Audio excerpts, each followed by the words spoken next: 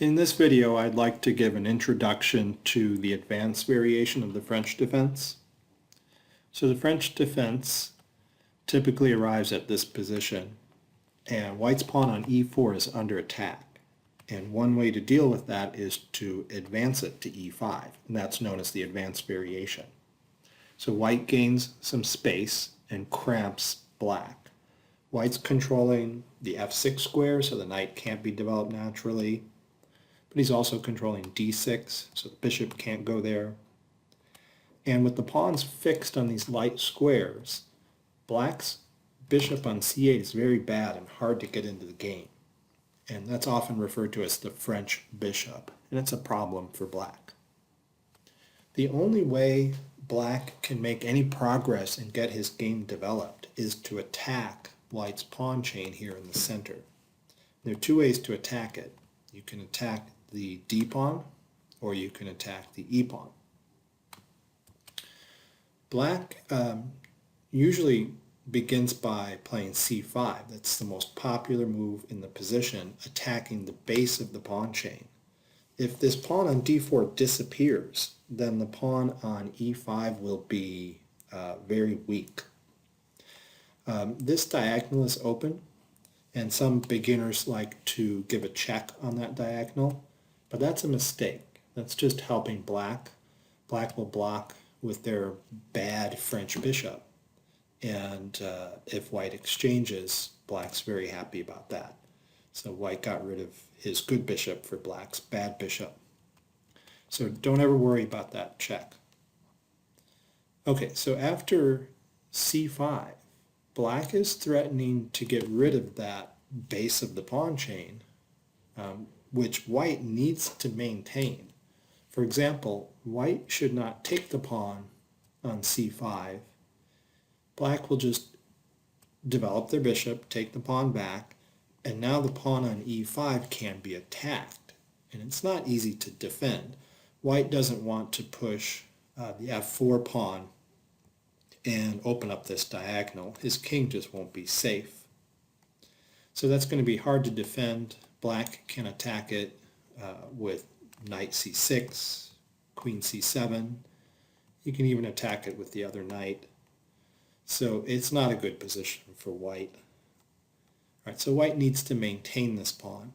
He can't guard it with his knight. He doesn't want to do that either because black would be happy to initiate the trade like this. And again, that pawn is going to be weak. Black might continue with knight to c6 and attack it right away. And he's okay if white trades knights here. He still has this attacking point on e5. And these pawns here are mobile. They can move forward. So that bishop no longer is bad. It can develop to either b7 or sometimes a6 if it doesn't get taken. Okay, and if white doesn't take that knight and, say, pins it, then black would just play bishop d7, and if white exchanges here, black is again happy. He'd be happy to exchange the light squared bishops. All right, so the only way white should respond to this move c5 is with the move c3, with the intent of capturing back on d4 with a pawn to maintain a solid base of the pawn chain in the center.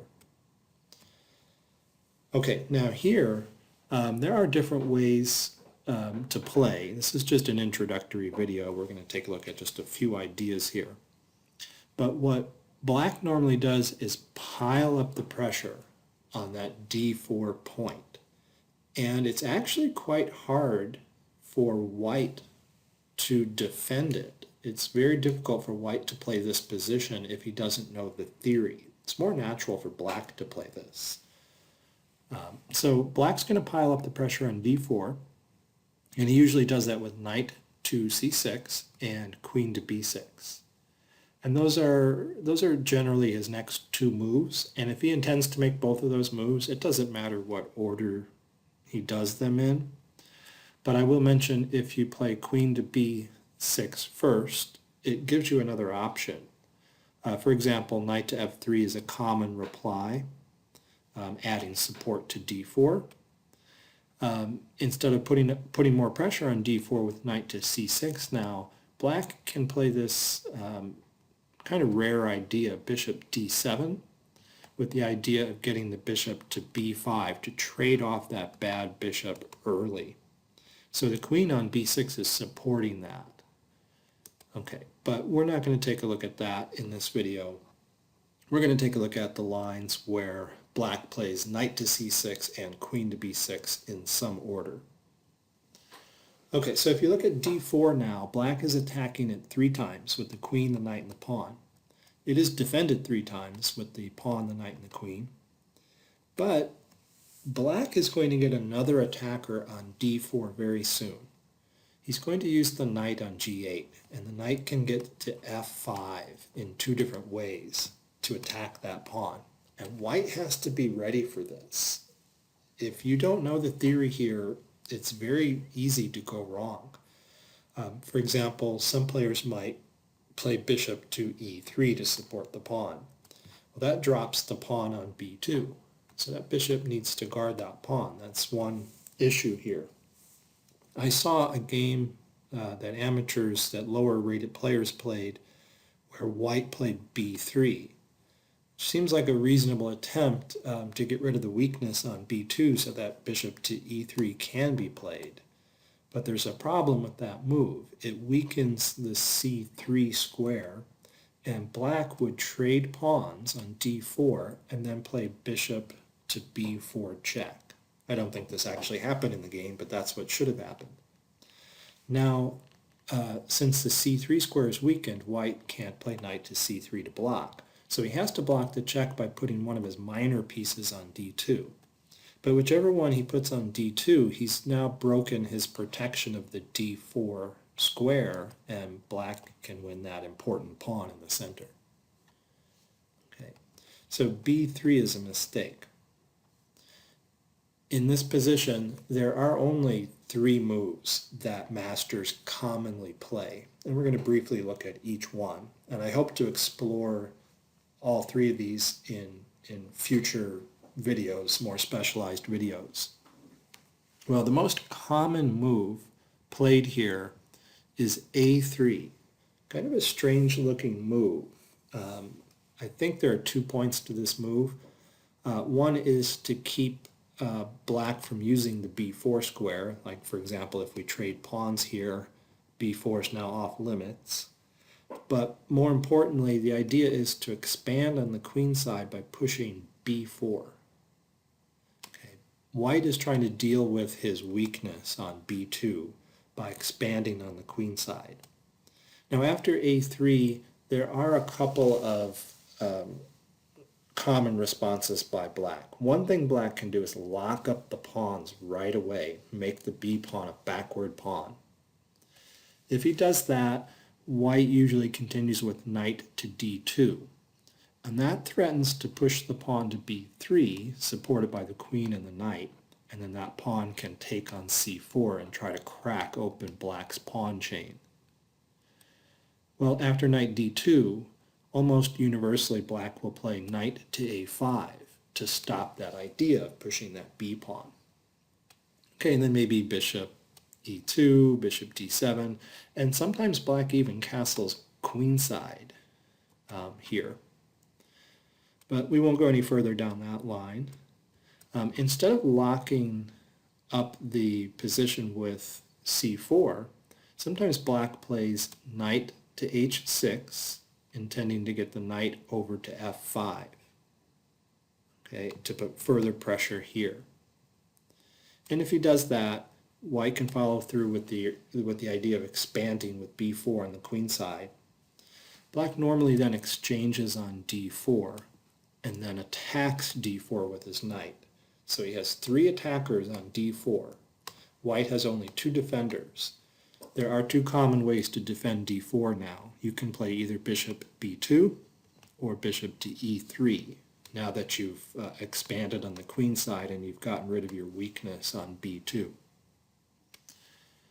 All right, so we won't look any further at that a3 move, but that's by far the most common move in the position. Another thing you can do is develop your kingside bishop. The most natural place to put it, that you would like to put it on, is D3.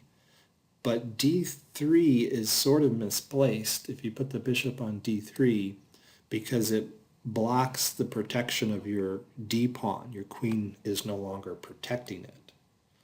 Okay, so what can black do here? Well, black is attacking that pawn twice, and it's only, three times. He's attacking it three times with the knight, the pawn, and the queen. And it's only defended twice, so it looks like black can win a pawn, but he can't. There's a tactic. Let's see what happens if he tries. So if he exchanges pawns and then plays knight takes d4, that's a blunder. White wins a knight, and black cannot recapture because of this check with a discovery on the queen. So that's a common theme that happens in other positions in the advanced French as well, this check and this discovery here. So instead of trying to win that pawn, what black can do is, well, he can fix these pawns like this, but then play bishop to d7 to guard against that bishop to b5 check. And now he really is threatening to win that pawn. Okay, white will normally gambit that pawn and castle here. Okay, and black will take it, and white hopes to get some quick development and activity for his pawn. So this is a normal position, although quite rare. Masters don't generally play this as white. I think it's a little better for black. Notice black is attacking another pawn in the center, but white often gambits a second pawn here by playing knight to c3. After knight to c3, I think the best response is to play a6 and just keep white's minor pieces off of b5. But black can take the second pawn. But here's the idea. White develops their rook with tempo, and perhaps the safest place for that queen where it's not going to get harassed with a knight, like if you move here, for example, the knight's going to harass it. Perhaps the safest place, and I think the most common move, is queen to b8. But this pawn is pinned by the rook. So white gets one of their two pawns back and plays from here and is doing okay. Okay, another possibility here is black can move queen to d6 to keep an eye on this pawn so white cannot win it back. But after queen to d6, white can harass the queen with the knight, and black really doesn't want to exchange here and then have to move his king. White would be able to attack. So the black queen usually moves to b6, and then there's a possible repetition here with bishop to e3, queen to a5, bishop d2, queen goes back, bishop goes back, and you could get a draw. Okay, so I think that's the most common way the position is played after this move, bishop to d3. So that leaves one other move, bishop to e2. And that move is a bit passive because the bishop isn't doing anything along this diagonal. It would rather be here on that diagonal. But it is possible to play bishop to e2. But if you do, you have to know the theory really, really well, because black is about to embark on a long sequence of forcing moves. And if you have a misstep, black's going to get an advantage. Okay, so what does black do after bishop to e2? Well, he first exchanges on d4. Then he plays knight to h6, heading for the f5 square, trying to win the d4 pawn. And it's not advisable to take that knight because of queen takes b2. So white has to be very careful. He's got to be able to deal with the threat on d4. And I think the only way to do that is with knight to c3, intending knight to a4 to distract the queen off of its diagonal. So the queen will no longer be attacking that pawn. Then knight to f5 follows, so there are three attackers on the pawn, only two defenders, so white plays knight to a4. Forces the queen away from attacking. The queen calls check. Okay, notice the knight is guarded here by the queen. So white plays bishop to d2 to block the check, then bishop b5. And white doesn't want to exchange bishops because after doing so, there's no good way to block the check. You can't block with the queen, you lose the knight on a4. You don't want to block with the knight because you're going to lose your d4 pawn. So white doesn't exchange bishops. The best move here is bishop to c3. He also doesn't want to sit there and let black exchange bishops because again there'd be no good piece to recover the bishop with. So he plays bishop to c3 here, so he's got his queen guarding d4 along with his knight, and his bishop is now as well. Now black plays b5 and hits that knight on a4. Okay, white responds by attacking the bishop. Okay, the bishop takes on c3 with check. We can analyze all these moves in detail in another video. White captures back with the knight. Black pushes the pawn to attack the knight. The pawns get exchanged. White plays bishop to b5, attacking the loose knight on c6, which is pinned. Black unpins it. White exchanges, and then protects b2 with queen to d2. And now everything is solid. White has that defended sufficiently and has that defended sufficiently. Black is going to castle here, and it's about an equal position, although I think black does pretty well in it. Okay, and I think because white hasn't proven any advantage in this line, masters don't tend to play that bishop to e2 move. Overwhelmingly, they play that a3 move. All right, thanks for watching this introductory video. I hope to delve into the advanced variation in more detail in future videos.